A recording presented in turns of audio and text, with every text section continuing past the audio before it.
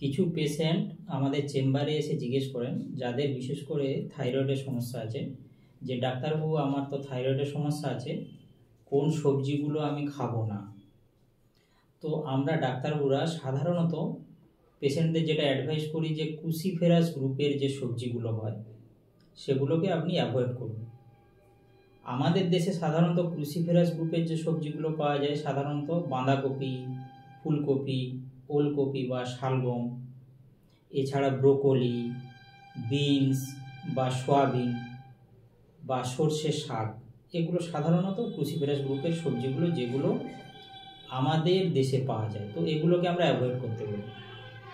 এবারে এটা শোনার পর কিছু পেশেন্ট জিজ্ঞেস করেন যে ডাক্তারবাবু আমার তো থাইরয়েডের সমস্যা নেই, কিন্তু এই সবজিগুলো খেলে কি আমার থাইরয়েডের সমস্যা আসবে? তো সেক্ষেত্রে আমরা বলি এরকম কিছু গবেষণায় এখনও পর্যন্ত পাওয়া যায়নি যে থাইরয়েডের সমস্যা নেই কিন্তু এগুলো খেলে থাইরয়েডের সমস্যা আসবে।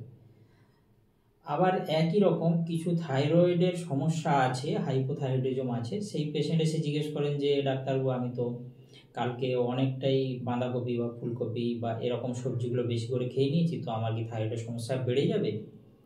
সেরকমও কিছু জানা যায়নি যে গবেষণায় যে একটু খেয়ে নিলেই বেশি সমস্যা হয়ে যাবে, সেরকমও ব্যাপার নেই। তো সাধারণত এই যে সবজিগুলোই এই সবজিগুলোর মধ্যে গয়ট্রোজেনিক নামে এরকম কেমিক্যাল থাকে। আবার এই গয়ট্রোজেনিকের মধ্যে গ্লাইকোসায়ানেটস নামে একরকম কেমিক্যাল থাকে, যেগুলো আমাদের যে থাইরয়েড ফলিকুলগুলো আছে থাইরয়েড ফলিকুলগুলোর মধ্যে আয়োডিন ঢুকতে বাধা দেয়। আর এই আয়োডিন কি করে এই থাইরক্সিন হরমোনটা আমাদের তৈরিতে সাহায্য করে। ফলে এই কেমিক্যালগুলো যখন আমাদের গয়ট্রোজেনিক কেমিক্যালগুলো যখন ঢুকতে বাধা দিচ্ছে, তখন নর্মাল থাইরক্সিন হরমোনটা তৈরি হয় না, ফলে তখন হাইপোথাইরয়েডিজম তৈরি হয় পেশেন্টের। তো এবারে জানতে হবে যে এই সবজিগুলো কতটা খাবো। এই সবজিগুলো যদি খুব বেশি পরিমাণ কেউ খেয়ে থাকে এবং নিয়মিত খায়, তাহলেই কিন্তু সমস্যাগুলো একটু বেশি যেটা অনুধাবন করা যাবে খুব বেশি হচ্ছে হাইপোথাইরয়েডিজম। খুব অল্প খেলে কিন্তু সেই সমস্যাটা হওয়ার কথা না, বা ইরেগুলার খেলে সপ্তাহে 2 থেকে 3 দিন খেলো তো তাতে সমস্যা হওয়ার কথা না। আর একটা গবেষণায় দেখা যায় যে যদি এই যে গয়ট্রোজেনিক সাবস্ট্যান্সগুলো এগুলো সাধারণত সালফার কম্পাউন্ড দিয়ে তৈরি হয়, ফলে এগুলোকে যখন রান্না করে বা ফুটিয়ে খাওয়া হচ্ছে এই সবজিগুলোকে, তখন কিন্তু এই কম্পাউন্ডগুলো ভেঙে যায়। ফলে এই কম্পাউন্ডগুলোর যে সেই ক্ষতিকারক দিকগুলো, থাইরক্সিন হরমোন তৈরি করতে বাধা দেয়া, তো সেটা আর তখন করতে পারে না খুব বেশি।